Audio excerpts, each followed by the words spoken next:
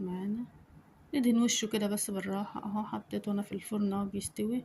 حطيت النار متوسطة طبعا، مش اللي هي العالية اوي طبعا. انا لقيته من تحت النار كانت هادية عليه سنة، رحت انا عالياله سنة من تحت، فابتدى ان هو يحمر من فوق ومن تحت من غير ما اقلبه. دي طبعا دي الصاج التاني. انا مستنيه اما الصاج اللي في الفرن يطلع احط ده اهو. بسم الله ما شاء الله طالع عامل ازاي من فوق ومن تحت زي بعض.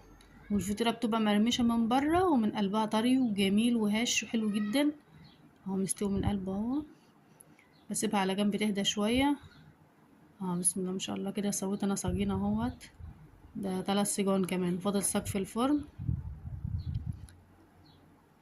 ما شاء الله عليه طالع زي الفل، وريحته بقى ما اقولكوش. يا ريت بقى مش تنسوني